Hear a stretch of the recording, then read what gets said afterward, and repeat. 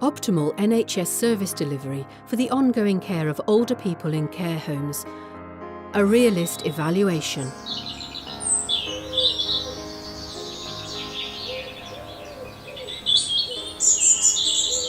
More than 400,000 older people live in residential care in the UK, occupying 3 times the number of NHS hospital beds.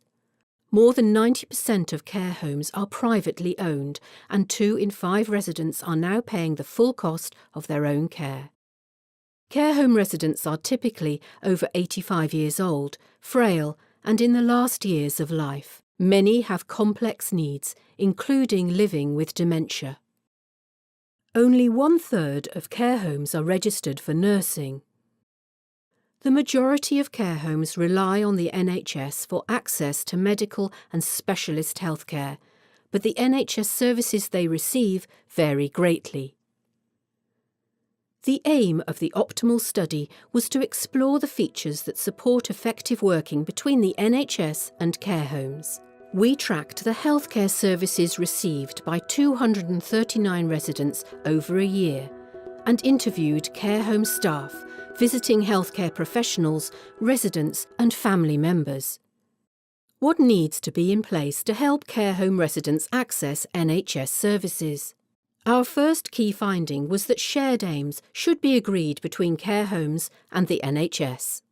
Findings suggest that establishing collaborative and equal relationships between care homes and the NHS is vital.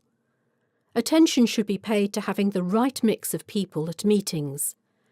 Establishing shared policies and procedures and facilitating partnership working for mutual benefit. There is such a lot of crossover and overlap in our work. It's really important to maintain close working relations with care homes so you can coordinate what's happening and to make sure that our plan fits with those of other health professionals. Shared aims can help residents get the right person-centred care in the right place. Wherever possible, this should be in the care home. Key finding 2. Importance of NHS and care homes working together. The research highlighted that how NHS services work together with care home staff, residents and their relatives is important.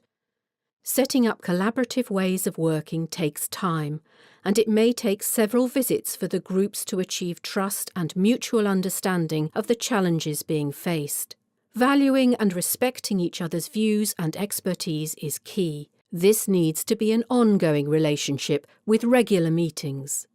When I first came here in 2012, there was a very fractured relationship with district nurses. Then, as a new manager coming in, staff had had a lot of changes, new paperwork, new policies and procedures. It was a lot for them to take on board. And I think once the district nurses could see that the policies were working and things were improving in the home, that staff were having a say in their working environment, then things changed. Joint working can help improve resident access to NHS services, avoid crises and improve satisfaction with healthcare provision in a more cost-effective way. Key finding 3. A joined-up approach across the whole system is needed. The NHS needs to respond to the identified needs of care homes and work together on behalf of the people who live, visit and work in care homes. For instance, a GP or specialist nurse may find it hard to make referrals work on their own and get the right service for a care home resident. Working together across services can result in better outcomes for residents and reduce demand on urgent and emergency services, decrease hospital admissions and length of stay, and improve medicines management. Something that can be a problem is that homes don't always know who to contact or can't get anyone to respond, and because there's a need, they just say, I'm going to refer to everybody and see who comes fastest. Obviously, that's not the best approach because sometimes it creates delays elsewhere. That's somebody sitting on a waiting list for the wrong clinician. Key finding 4. All NHS and care home staff need to have understanding of and access to expertise in dementia care. Training in dementia care, combined with access to dementia specialists when needed, are essential for all staff, both in the NHS and care homes, to deliver good person-centred care that promotes residents' well-being. We need to get information from anybody that knows them, and then support the staff if somebody is presenting behaviour that challenges. Our support workers look at engagement and well-being, so they perhaps look at reminiscence or find out what their particular hobbies are. If there are mobility issues, we refer to physio, so there's quite a lot of work to do from that initial assessment. What we learnt. Care homes play an important role in health and social care. They are caring for older people with very complex needs.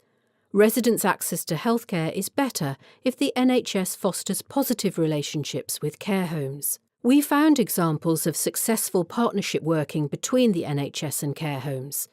There is some great work going on, and we must keep learning from this. However, there is no one model of partnership working that works best. Going forward, we need to value and support activities that enhance relationships between care homes and the NHS. Care homes need to be viewed by the NHS as equal partners. Effective working relationships will lead to better outcomes for residents, relatives and staff.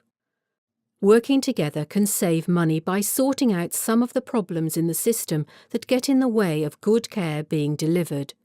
However, it takes time to learn how to work well together locally.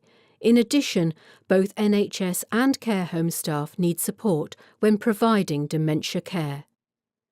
Partnership working with care homes is really important, as care homes are looking after some of the sickest and most vulnerable citizens in our society.